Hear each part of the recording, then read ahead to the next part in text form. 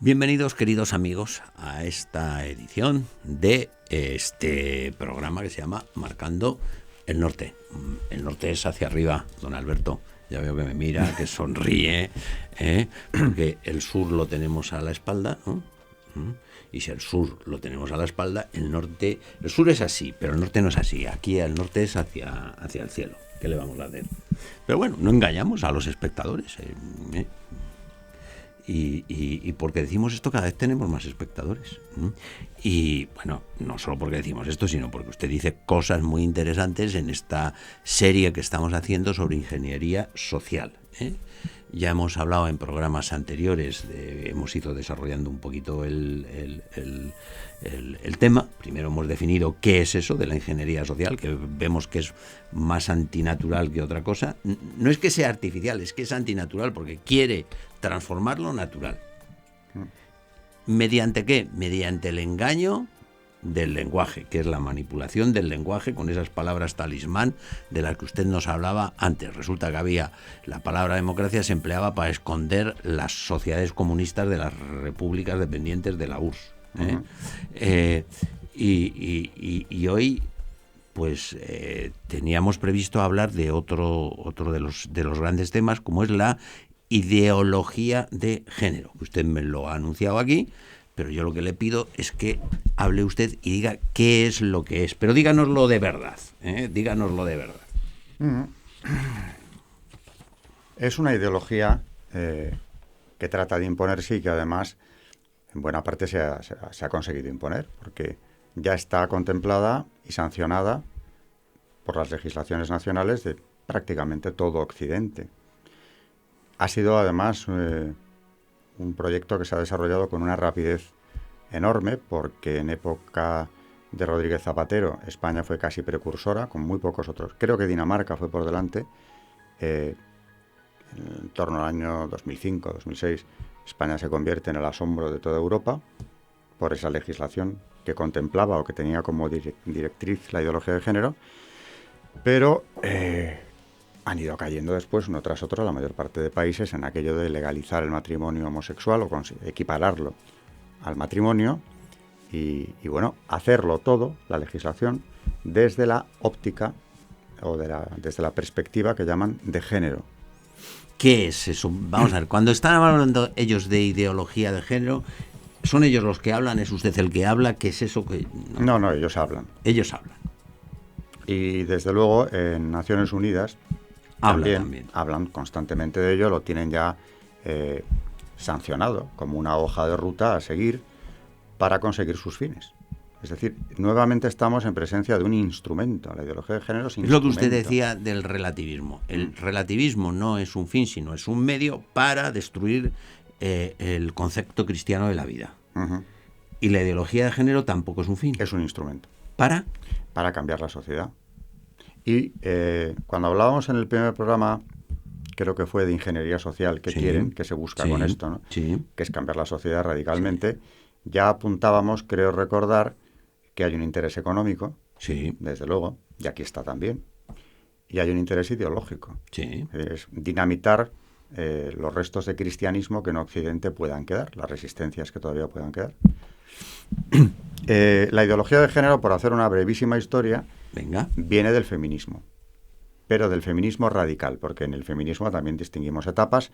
Hay un feminismo que se llama igualitario, que a principios del siglo XX buscaba el voto, los derechos políticos de la mujer. Mary Poppins, por ejemplo. La señora... La madre de los niños. La madre de los niños era una sufragista. Una sufragista que iba cantando. Pero yo creo que a esa, si le quitábamos la reivindicación política del voto, ¿no? El sufragio. Que está muy bien, además. Que era perfectamente lógica. Pues yo creo que de lo que es feminismo hoy en día no tenía nada más. Nada. Absolutamente. Pero aquel feminismo que se dio, sí, especialmente en Inglaterra, no solo, pero sobre todo en Inglaterra, ese feminismo de 1910, no es el de ahora. No. Hay un segundo feminismo que luchó por los derechos sociales, no los políticos, de la mujer, y hay un tercer estado del feminismo, un tercer momento, que es el que se llama feminismo radical o de género, que es de clara herencia marxista. y que ha aflorado con más fuerza precisamente a la caída del muro de Berlín. Terminado el marxismo, Sí, es que aflora ahora, ahí. es que yo de marxismo sé por qué. Lucha de clases, ¿no? Sí, Pues esto es lucha de no, sexos. es que a mí me educaron en el marxismo y claro, de eso sé. O sea, yo fui educado en una universidad donde el 80% de mis profesores eran marxistas y claro, tuve que estudiar marxismo, ¿no? Y en el origen de la familia, Marx y Engels, que es lo mismo, o sea, Marx y Engels escriben a la limón. Hay cosas que no sé si son de Marx, de Engels, es igual, ¿no? El origen de la familia dicen claramente, ¿no? En la familia, la mujer, lo que ocurre es que, a diferencia de la prostituta que alquila su cuerpo a ratos, ella lo alquila de por vida y lo que tiene que hacer es liberarse, porque en la familia el varón es el explotador y ella es la explotada y lo que tiene que hacer es liberarse. Este es el concepto de familia que tienen Marx y Engels. Con lo cual, es que Marx es un ingeniero social también. Claro, exacto. Entonces esto es donde ellas cogen, esto no lo dicen las feministas que han bebido ahí en este párrafo. Pero muchas lo saben. Hombre, y muchos, cuidado, que no son solo mujeres. Hay hombres feministas radicales no menos convencidos que ellas. Hay feministas. Sí. Feministas. Sí. El feminismo ya no es una cuestión de la mujer. No, hay feministas y feministas. Es más, creo que en buena medida ha rebasado con mucho lo que aquellas feministas combatían por lograr. Sí. Estamos ya en otra dimensión. Bueno, pero le he interrumpido yo a usted cuando que procede ese feminismo radical del marxismo, tiene una clara matriz marxista y viene a sustituir la lucha de clases en un mundo en el que ya el comunismo se desploma por la lucha entre los sexos. Dentro de esto podríamos diferenciar dos corrientes. Una que aspira a conseguir lo que podríamos llamar un empate entre los dos sexos, una igualdad plena, absoluta y sin diferencia alguna ni matiz, que ya hablaremos de eso. Y hay otra corriente que aspira a establecer una sociedad feminista, es decir, un dominio de la mujer sobre el hombre, una inversión de la situación anterior, de la antigua. Que en muchos aspectos habría que ver qué había de cierto en ello y qué es lo que no había de cierto. En cualquier caso, es una ideología muy combativa que se podría resumir con unas palabras de la que aparece normalmente como madre de la idea, que es Simone de Beauvoir, que dice: no naces mujer, te enseñan a serlo. Es algo así, porque estoy citando de memoria, la idea es esa. No nacemos hombres o mujeres, sino que eso es un aprendizaje que la sociedad, y ahí se añade, una sociedad de la que venimos machista, patriarcal, etcétera, nos ha impuesto un modelo de hombre y un modelo de mujer. Y como a los niños se les enseña, según su sexo, modelo o el otro, pues creces siendo algo que tú no eras en origen. Luego, la ideología de género lo que viene a decir es que el sexo es algo, o sea, biológicamente hablando, es algo accidental. Y por eso no entran en las diferencias biológicas, porque, según la ideología de género, eso no condiciona en absoluto ni la idiosincrasia ni la psicología de la persona. O sea, el tener unas hormonas o bien otras no influye en absoluto. Es accidental. Lo que influye, lo que determina el género, por eso hablan de género, no de sexo, es la educación. Entonces, de momento se puede adelantar mucho en ese campo, pues educando a los niños por igual.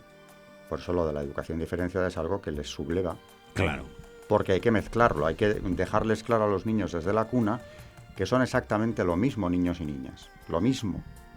Que no hay ninguna diferencia. Ninguna. La que usted quiera ir eligiendo. No hay condicionantes ni para el hombre ni para la mujer. Nada más que la educación. Luego, claro, hay que dinamitar, eso sí que es ideología pura, ingeniería pura, toda la sociedad, lo que queda de ella todavía, ¿no? Conocida, para llegar a una en la que los niños ni siquiera caigan en la cuenta de si son niños o niñas, porque eso es totalmente irrelevante, como el ser moreno o rubio. No tiene por qué tener otras implicaciones. Luego ya partimos de la base de que iniciaban una lucha antinatural y que estaba perdida de antemano. Porque esta ideología pasará como las demás. Por contundente, por totalitaria que sea, y lo es, pasará. Y en cuanto se despistan, le voy a contar un sucedido personal. yo pertenezco a la segunda promoción de la Universidad Autónoma de Madrid, que está en Canto Blanco, y que estaba lejísimos. Ahora ya han construido mucho y de Madrid a Canto Blanco, pero entonces nos cogían unos autobuses en la Plaza Castilla y nos llevaban hasta... aquello era una excursión tremenda, ¿no? Y me acuerdo que en una de estas sesiones en invierno hacía un frío que te pelabas, nosotros teníamos en clase una chica que era pro-China. Oiga, estoy hablando de antes de morirse Franco, ¿eh? O sea, maoísta, quiere decir. Maoísta, era pro-China, ¿no? Bueno, una de las cosas que decía, que le llamaba la atención, pero bueno, las ponía, era que cortarse el pelo con tijeras era de burguesas. Y entonces yo una vez inocentemente le digo, ¿y tú cómo te cortas el pelo? Y dice, con una navaja. O sea que esa era el asunto. Bueno, pues éramos compañeros de clase, estábamos allí, estábamos un día que hacía un frío que te pelabas, esperando los autobuses que nos llevaran, y se despistó un niño rubio por allí, majísimo y tal. Estaba a mi lado la prochina esta, la maoísta, y se paró el niño, rubio, majísimo. Y entonces pues se le fue la mano a la pelambrera del niño, a la esta, ¿no? Le salió su instinto. Y entonces a mí no solo se me ocurrió decir lo siguiente: eso es desviacionismo, fulanita. ¡Joder! ¿Qué quieres? Menos mal que no tenía la navaja, sí, no me... Claro, estábamos todos dormidos por la mañana, y cuando esta ve un niño rubio, pues lo que le sale es acariciarle la pelambrera. Y claro, si vas tú y le dices que se está desviando, pues... de su línea. Pero es esto lo que dices, que es antinatural. Ese feminismo no va de acorde con la naturaleza humana. Hay un hecho con el que tropiezan una y otra vez, y yo creo que eso... El Papa Francisco hace poco, en abril, hablando en una catequesis de los miércoles de esto, de la ideología de género, lo definió como una frustración de la persona para entender la diferencia, asimilarla y entenderla. Es decir, para vivir de acorde con la naturaleza. Una frustración lo llamó. Precisamente el día en el que en la capital de su país de origen, Buenos Aires, se legislaba que a partir de ahora mismo, por ejemplo, lo que estamos comentando aquí puede ser objeto de delito. Un delito. O sea, porque estamos cometiendo cuestionar un delito. la ideología de género es delito en algunos sitios ya, en Buenos Aires desde luego. Y ese mismo día, casualmente, el Papa hablaba de la frustración que implica la ideología de género. Pero hay frustración en el sentido de que, por más que nos empeñemos en no verlo, la biología tiene una fuerza. Y además ya no son el aparato reproductor de la persona. No es eso. Se pueden operar ellos y ellas, ¿no? Las veces que quieran, o no, porque la ideología de género no dice que sea necesario operarse. Es una opción de la persona. Pero incluso llegando al término, al punto de la cirugía, no va a conseguir de ninguna manera que sus cromosomas sean del sexo hacia el que quiere ir. Serán los suyos hasta que se muera. Sí. Ahora en un accidente aéreo encuentran los restos o lo que sea, ¿no?, de una persona y saben, aunque no la puedan identificar, si es hombre o mujer. ¿Cómo? Por pequeño que sea el resto que quede. ¿Cómo? Y en los restos de Atapuerca. De Atapuerca. Si tienen nombres de femeninos o masculinos Y no han encontrado nada. Los huesos. Del aparato reproductor. Han encontrado huesos y muchas veces muy escasos. Eso es. Eso está ahí. Es decir, la biología manda, quieras o no. Luego hay hormonas que el hombre tiene y la mujer no, y viceversa, que condicionan muchas veces reacciones de la persona o actitudes de la persona. Sí, eso se rige por el principio filosófico que ha estado vigente en todas nuestras sociedades occidentales, pero ya desde épocas de Aristóteles, ¿no? Que se resume en esta frase: las cosas son lo que son. Y el respeto, el realismo, que esa es la corriente filosófica que inaugura Aristóteles, es que la verdad es verdad si lo que se dice respeta la esencia de la cosa. Es decir, oiga, micrófono. Vale, pues es verdad, micrófono. Pero si yo digo gatito, Y dice, ¿cómo que gatito? Sí, gatito, gatito. Que no es un gatito, que es un micro. Un gatito, gatito. Bueno, dice, venga, pues está usted frustrado porque es que no... Ni le Eso va no va a dañar- ser un gato nunca. No va a ser un gato, pero claro, si se pasa diciendo gatito, gatito, pues gatito, gatito, nada, estás haciendo el ridículo. Las cosas son Lo que son. terrible es que mucha gente puede caer en el engaño. Y ya no estamos hablando de homosexualidad, es otra historia, porque la persona que decide que va a ser del sexo contrario, por eso no se habla de sexo, sino de género, ¿no? De género, claro. Y la Academia de la Lengua Española salió al paso de esto hace unos años diciendo que género tienen las palabras, pero que las personas tenemos sexo. Sexo. Eso es la Academia. Claro, a la Academia se le cayó el pelo en aquel momento, pero no se retractó, porque es así. Los animales tenemos sexo. La ideología de género Y lo que las sostiene... cosas, el género que nosotros le aplicamos. No hay mesas macho y mesas hembra. Luego, eso en el mundo de la lingüística, o sea, en la Academia de la Lengua se entiende muy Se bien estas entiende disquisiciones. perfectamente, claro. Y la Por eso frustración hay palabras es grande. Hay palabras de cosas que en un idioma son masculinas Sí, bueno. y en otras femeninas. O neutras. O neutras. Claro. En inglés es neutro casi todo, ¿no? Depende. Sí. Bueno, pues luchar contra eso es meter a la persona que toma esa opción en un conflicto permanente que habrá que ver cómo consigue resolver, pero que no es fácil, ¿eh? Conozco algunos casos verdaderamente dramáticos. Ya, retomemos el principio. Porque con la academia nos hemos ido y nos vamos. No, pero es perdiendo. interesante, ¿eh? Sí, no. Pero vamos, por resumir, porque siempre hay gente que se incorpora a mitad del programa y dice, ¿y esto de qué va? Dice, mire, esto va de qué. Hemos empezado hablando de la ideología de género. Y dentro de esa ideología de género hablábamos de esa corriente feminista que usted Radical, llamaba o de género, que no es la de la mamá de los niños de Mary Poppins, ¿eh? No es. Y ahí es donde estábamos. Es por... Bueno, pues el género, según esta ideología, es algo que se construye socialmente. O sea, no naces niño O niña. o niña, Te hacen serlo. te hacen serlo. Entonces, si tú no quieres, pues... Pues te frustran, te oprimen, te obligan a ser, a seguir el patrón, ¿no? Exacto. El rol, porque la palabra aquí técnica es el rol. El rol. Rol de hombre, rol de mujer. La construcción del género es algo personal. Es decir, la persona construye según su sentimiento, su deseo. El sentimiento de sentirse hombre o mujer. Por eso digo que hay que diferenciar.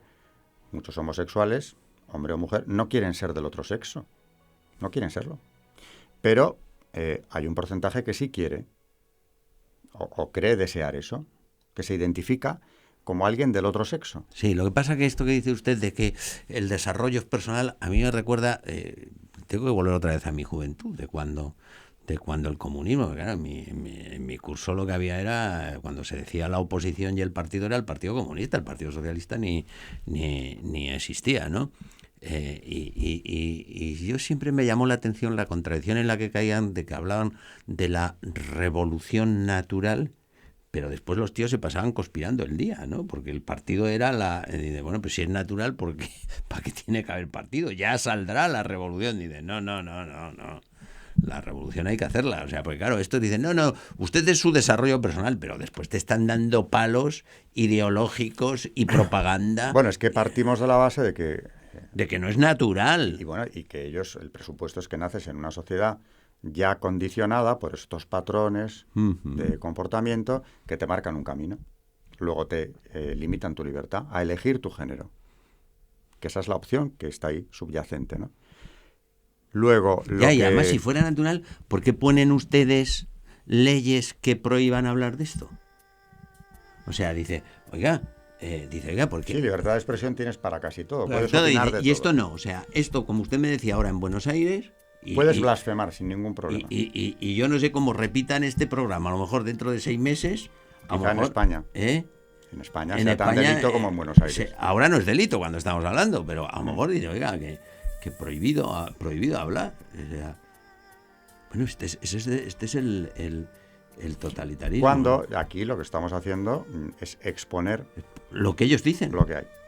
Claro. Porque, claro, hay una argumentación a favor Pues de ni la ideología siquiera de va a género. ser posible eso. Puede que no se pueda ni argumentar ni explicar lo que es la ideología de género. Claro, el ideal sería llegar a una sociedad en la que ya los niños no identifiquen, no vean la diferencia, Claro. que va a ser complicado, pero el ideal es llegar a eso. No, hombre, a base de esconderles y manipularles, pues El caso es que no se trata, digo, de ir al cambio de sexo, que por cierto ya es un hecho cotidiano y se presenta como un derecho de la persona. No te van a pagar el dentista, ¿eh? Pero el cambio de sexo habrá que ver cómo lo justificas. Y a lo mejor sí te lo pagan. ¿cómo? Esperanza Aguirre fue la primera que empezó a pagarlo en Madrid, y siguen pagándolo. O sea, Bueno, pues hemos llegado a eso. Pero volviendo a la ideología de Pero género, además pagar el mantenimiento, que eso cuesta una pasta. no se trata ya de llegar a la operación, sino de que la persona pueda ir al registro civil, incluso el menor, si le acompañan sus padres, de momento, Sí, porque sí. vamos a eliminar a los padres, ¿eh? Ese es otro tema que deberíamos Sí. tocar. La persona del registro civil manifieste su condición sexual. Es decir, que usted aparezca mañana en el registro y diga: no me quiero seguir llamando Javier ni que se me considere varón, yo a partir de hoy me llamo María y soy mujer y quiero que se me tenga por tal. Fíjese, en todo esto subyace siempre la eliminación de la familia, ¿no? Porque claro, en la familia es el ámbito social, la sociedad núcleo, donde uno nace y muere como persona. ¿Mm? Y claro, en la medida que elimines ese ámbito, hay otro que es el que va a coger la dependencia, del que vas a depender, claro, y por eso hay que eliminar, como usted decía, en la declaración aquella que nos leyó de la conferencia de Estambul, me parece. La primera. La sí. primera. Bueno, la primera que yo cité. Sí, eso es. Hay que eliminar la familia tradicional, ¿verdad? Ese es el obstáculo. O sea, eso es Estambul, sí. Eso es Estambul. O sea, el obstáculo para poderle yo controlar es que no haya familia. es que no haya familia. Bueno, que no haya lo que llaman ellos familia tradicional. Sino otros modelos. Que son los que yo controlo. Exacto. Por eso lo que usted dice, y dentro de poco, dice, ¿quién va a llevar al niño al registro civil? Dice, pues el alcalde, el asistente social. Bueno, ahí se abre un campo. Claro. Bueno, para dejar las cosas más claras, ya que hemos iniciado en este programa el tema de la ideología de género, la pregunta es, ¿y esto para qué? Pues vuelvo a lo que ya he dicho en programas anteriores. Pues le queda a usted pocos pues, minutos para decirnos el para resumiendo, hay un interés económico y hay un interés ideológico. Y acabo con una frase que no es mía. No, hombre, tiene un sino, poquito más de tiempo. No bueno, pues no me agobie. Se deberán cambiar, esto es la declaración de Viena, una de estas reuniones del 92, en la que se dieron cita la División para el Avance de la Mujer, que es un organismo clave en todo esto, de Naciones Unidas, por supuesto, y el Fondo de Naciones Unidas también para la población, porque las cuestiones de población son fundamentales. Y de ahí sale un documento, estamos en el 92, en el que dice lo siguiente, se deberán cambiar los roles de género en orden a reducir la fertilidad. Pues clarísimo, si lo dicen ellos. No es interpretable. No. Es decir, ¿por qué Naciones Unidas apoya a muerte y ya lo tiene adoptado como hoja de ruta? Porque quieren reducir la fertilidad. Y claro, eso tiene que ver con lo que decía ahora de la familia. Eliminada la familia, llamada tradicional por ellos, la fertilidad se desploma. Hombre, claro. Si se impone la ideología de género, porque lo tienen firmado, ya lo veremos si hay tiempo en algún otro programa, el instrumento a utilizar para esa caída en picado de la fertilidad es la ideología de género. Y digo, en Viena lo firman. Una vez más, estos documentos no se publican. Claro, habrá que ver por qué no se publican, ¿no? Es que si dices... se deberán cambiar, se deberán. Sí. Cuidado, es imperativo. Sí, no. Se deberán cambiar los roles de género en orden a reducir la fertilidad. Esto es la libertad, es lo que decía aquel, dice... Libertad dentro de un orden, dice, de este orden, que es el que yo digo dónde está el orden, dice, dentro de este orden. Y la de expresión, lo mismo. Ay, don Alberto, qué pena. Final, despedida, agradecimientos, compromiso de volver. estoy hablando en telegrama porque no me dan más tiempo que eso, y así es como le tengo que despedir a usted. A ustedes no, con ustedes tengo la deferencia de despedirles con más cortesía que con don Alberto. Queridos amigos, muchas gracias por haber estado con nosotros en este programa. Decirles que nos vamos a poner a trabajar para que dentro de pocos días podamos ofrecerles una nueva edición de este programa que se llama Marcando el Norte.